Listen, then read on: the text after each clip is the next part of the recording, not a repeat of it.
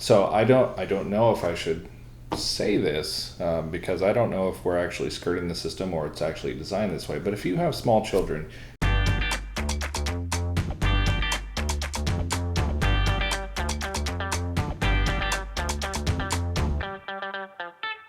So today we're going to continue talking about our prep for GenCon. We're going to talk about attending GenCon as a family. I recently joined the Facebook group Fans of GenCon, and we were talking about how there's a lot of posts asking, well, I'm going to take my family, my child is this age, is there anything I should do, anything I should avoid? And so we figured we'd talk about it because this is going to be our fourth year. Fourth year. The first year that we went as a family to GenCon was 2015, and at that time our youngest child was 16 months old. Yeah, 16 almost, months old, just about. And yeah, that was an interesting experience. It wasn't that bad. The following year I think was worse. Yeah. Yeah. Once she was in her twos, they call it the terrible twos. I enjoyed her twos, but certainly it's not the best age to be at a convention. Well, part of the problem is 2-year-olds, don't like to be in one spot. They want to move. They don't want to be in a stroller all day. And so that was part of the issue. The way I saw it, it was the opposite of that. Like, she didn't understand that leaving one place meant we were going to go someplace else next door that was fun. It just meant that the fun that she was having right there at that moment was ending. And she did not stand for that. She still has some trouble with that, but not as much. No, I think she understands it just fine now. But we would go to places like Peaceable Kingdom or Haba that has a lot of games for toddlers, and she didn't want to leave, and so we were just stuck there. I mean, the people that worked at the booth were outstanding. They were very understanding of it, and as long as we didn't try to leave. But Jerry was fine. Our youngest was fine. So our oldest at that time, the first time we went was 3.5. And she was great. She thought everything was fantastic. Yeah. But obviously basics, right, that you want to think about is the first thing we thought about actually was where we were staying, because we didn't want to hassle with getting it in and out of the car and all that jazz. So we made sure, and we still make sure, that we're within walking distance of the convention center so that we can just get up and go. Yeah, if we can't get within walking distance of the convention, we don't go.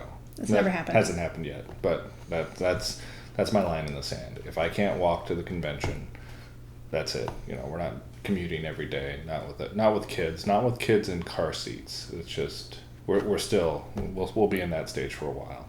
Now, specifically at the con, there were a couple things that I thought were super useful, right? So obviously you're going to be there probably a long time. You don't want to lug stuff around. So we actually took our stroller, and I think last year was the first year we didn't take a stroller. Yeah, there's a lot of backlash against people with strollers in the aisles, but there's so many obstacles in the aisles. There's people with very large backpacks, people just not watching where they're walking. Strollers is just another one of those obstacles.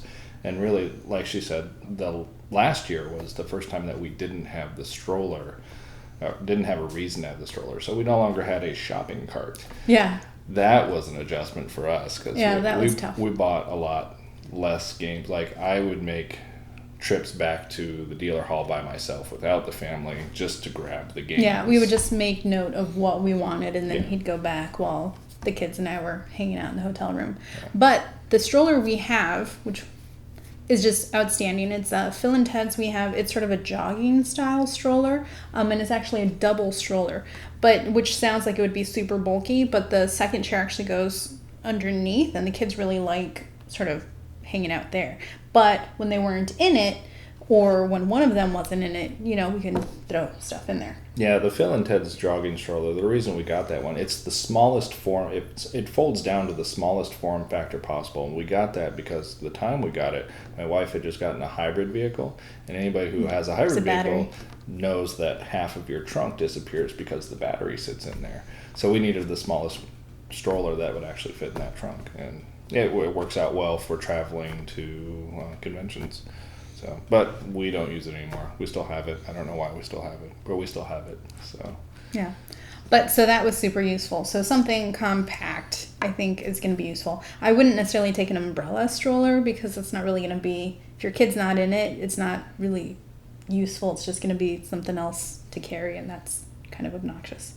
And then, okay, so you're there, your kids, they snack. So we actually got a couple of these, right? They're munchie mugs. And so you put your snacks in there, but especially when they were little, it's got this little fabric thing, so your kid just puts the hand in, takes the snack out, and this way they drop it, and you don't have spilled snacks all over the place. Yeah, I don't know if you can see that, but it's just a overlapping fabric that they can fit their whole hand in there and leave it in there for however long they want. And what I actually ended up doing, so you get lanyards, right, with your badges. I would actually just loop this and then attach this to the stroller or the baby carrier or whatever. That way, even if your child dropped it, it wasn't gone. They could just grab it by the lanyard and pull it up. Yeah. And if you do end up getting one of these, you'll probably see this on the Amazon reviews or even on their own site. If your supermarket carries the Talenti brand of gelato, which is delicious, by the way. Yeah, but the only reason we bought it was because it is the same size threading as the Munchie Max. What is this? Munchie Mug. Munchie Mug. Yeah. So I actually... Go ahead. Yeah, so I took a couple of these and just packed different snacks and just had the one top and then just switched it out for whatever it was they wanted, So one had goldfish, one had Cheerios or whatever. So that is Talenti. This is not sponsored by Talenti, no, by the way. Neither Munchie Mug. But yeah, invaluable for up until the point where your kids stop spilling their snacks. Right. So we don't use these anymore either. Now we just have those individual snack bags of whatever or a Ziploc bag because they're old enough now that they either don't spill their snacks or if they do, they know it's, that's it. We also would take a water bottle, which I don't think we did that last year, but our kids have, what's the brand of water bottle we use? But it's got a little handle. Contigo. Yeah, Contigo. And so same thing, I would loop the lanyard on that and then just attach it to the stroller or the baby carrier or whatever. And that way they would drop it, but it wouldn't be dropped, right? That way you're not losing things on the convention floor. Will call. So will call is very Pro real. tip. Yeah, it's a very big obstacle for everybody at GenCon unless you have small children. So I don't know if I should say this because I don't know if we're actually skirting the system or it's actually designed this way. But if you have small children, you want to get what's called an ID badge for them, and you probably have heard about this if you went to go see if you needed to buy a ticket for your less than 8-year-old. And so these are the ID badges that you get, and you get these at customer service. But if you don't have your badge yet because you need to pick it up from Will Call, you can just go straight to customer service to get these wristbands. They will go get your badge for you. And there is, at most, I have waited behind one other person at customer service. Other than that, you just go right up there and say, we don't have our badges yet, but we need to get wristbands for our kids. They will send a runner to go get your badges for you, and you have just bypassed that Will Call line completely. Yeah. Unless you need event tickets. Yeah, and then you're still stuck in line. Yeah. But we don't do that. So, and then specifically more about this, obviously there's a barcode here that's associated with your badge. And then on the inside is your child's name, a parent name, and then a phone number. So if your child gets lost, then they can find you and get your kid back to you. Speaking of your child getting lost, this was something we picked up, I want to say 2 years ago. If you've ever heard of this, you have the box. Yeah, it's a Tinatel. Tinatel. So basically it's a watch that's a phone for your child and it's got GPS. I didn't really test it when we were in the convention center whether the GPS would work or not, but this phone you have to pre-record the outgoing numbers and it can only receive calls from numbers that are registered to it. And it's really easy to use. So basically you put the phone number in and then you hold down the button and then you say, Mommy. And then when you push the button, it says Mommy or Papi or whoever you're trying to call, and you scroll through until you get to the right person, and then it calls. So I would get a phone call from Evie if she was calling me. Or you can call her too. Right.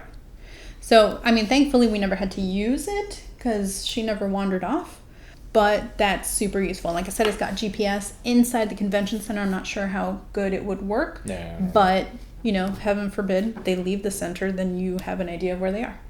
Yeah, it does. There is a monthly service associated with it to pay for the cellular service, but it's insanely cheap. Yeah, I do carry my kids on my shoulders a lot. Periodically, we'll get somebody from GenCon safety staff asking you to take them off of your shoulders. It has less to do with the dealer hall, but when you're walking outside in the interconnecting hallways, sometimes you'll get stopped and asked to take them down. That's generally because they don't want the kids getting smacked on the doorways as you pass from area to area, as that tends to happen. You don't have to comply, but it is a good note. You plus your child will usually hit those doorways. Places to go. There is a kids area, so they have board games for you to play, and then in years past they've had like cardboard sort of playground or whatever. They build walls and whatnot, and so we usually end up there. Yeah, it's a good place for kids to calm down a bit, or kids to release energy, depending on what they want to do. So the board game place is directly connected to the cardboard fort area, and there is an adult in there, usually a pretty good adult in there, that's moderating the interactions between the kids, and he's usually pretty good about it. It's always been a guy every time I've been there. But that's also the area where the breastfeeding, well, one of the breastfeeding areas is, and it's back behind the board games. But I mean, it's a good place to just sit and relax, play a board game with the kids. There's a great library of kid level games there, including the typical chutes and ladders and stuff. And there's usually some type of craft there as well. It's like, I mean, you can color. I think they've made masks. Yeah. In years past, it's usually right near a concession too, and a bathroom. So what do we do with our kids? What are the fun things that we do with the kids? Typically, we spend most of our time in the dealer hall, and we go all 4 days. And just the speed that we go with the kids lends itself to splitting up the dealer hall to 4 days. Technically, we cover the entire dealer hall in about 2 days. Right. But then there's places that we want to go back to. It's like, oh, we didn't demo that game. We didn't try that game. Or I want to go look at that again. Or Yeah, so if you're going all 4 days, it's best to cover the dealer hall in the first 2 days because it's less busy. Saturday and Sunday it gets really, really packed in there. So it's better to know where you want to go on Saturday and Sunday if you have kids, rather than getting to the dealer hall or getting to the venue and then trying to figure it out. You should already have a plan in place by then. If you're only going for the weekend, well, I mean, if you can get your program ahead of time. Yeah, and map it out. Yeah, so normally we start in one corner, go to the other corner. We usually at some point make a, dash to Blue Orange or Hava because that's what the kids like, or to that kid's place. And usually, I'll take a break with the kids and John will keep looking at stuff. Full disclosure, our kids really like board games. Okay, so if they didn't like board games as much as they do, I don't know that the dealer hall would keep their attention as much as it does. But there are plenty of booths in there that sell like collectibles and stuffed animals and stuff. So there is a range of stuff that kids would be interested in. There's not a lot of video games, but I mean, it's GenCon. Yeah. So a lot of plushies, a lot of T-shirts, a lot of there's a place that's usually over by the kids section where they sell like foam weapons.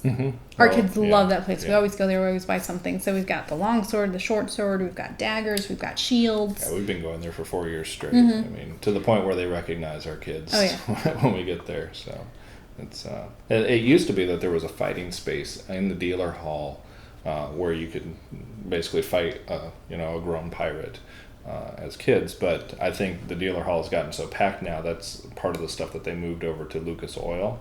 Yeah, we've never actually made it over there. Yeah, so the kids' space, the family fun pavilion, right, was moved to Lucas Oil last year, I think. Was it? Well, I don't know. There was a bunch of kids' stuff over at Lucas Oil, so I heard, but we didn't make the hike over to Lucas Oil. Again, because the dealer hall, well, we had an abbreviated trip last year. We only went Friday, Saturday, and Sunday. So again, we took our 2 days to cover the dealer hall, and then the third day was just going back to where we knew we wanted to be, to demo games and to look at other things. So a lot of time, most years there's buttons to get. I know adults go after these too, but these are button quests for kids. And I've got at least 2 of the activity guides that they hand out here. They give you maps to the buttons. Yeah. This is from GenCon 50. That was 2015. So that was our first year. But there's an activity guide for families for the different booths that have things specifically for kids or games specifically for kids or something to collect for the kids. Yeah, so we've never specifically gone after the buttons, but I know my brother, his kids, they do that. They'll specifically say, okay, we need to go over here and get this button, and then we'll, so they map out where they're going to go and get their buttons. Oh, another thing, I think something we discovered definitely last year, we normally stop for some type of food. Like I said, sometimes it's over by the kids' stuff, sometimes it's in the hall, actually, because the hall is really nice, like in between the convention rooms, because the air conditioning is great. So it's a good place to get some space, cool off a little bit. I usually make a run to the food trucks and pick something up for us, and then we'll just sit for a little bit, drink some water, and then head back into the congestion. Yeah, and there's such a pressure difference between outside, the hallway, and the dealer hall that anytime the doors open, or if you're near one of the doors from the dealer hall to the hallway, there's just this nice breeze blowing through there. There's plenty of outlets if you need to charge something out there. Most people aren't too concerned about their personal space out there, so people just kind of pile up, but there's musical acts out there. It's great. You can watch the cosplay that's going on out in the hallway. A lot of people do the photographs out in the hallway because it's better than being in the dealer hall. Like, we get stopped a lot in the dealer hall. Can we take your picture? And we try to accommodate, but if we're in the middle of the hallway, it's like, well, let's moving, and then you can take our picture. And we do our best.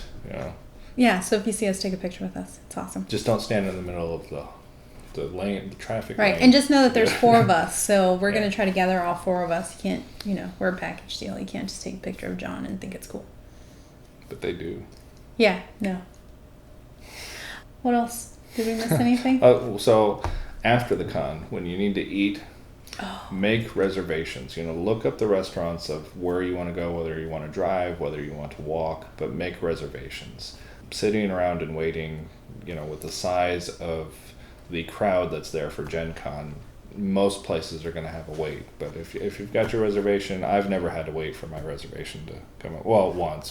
St. Elmo's, we had to wait even though we had a reservation. But they're way overbooked.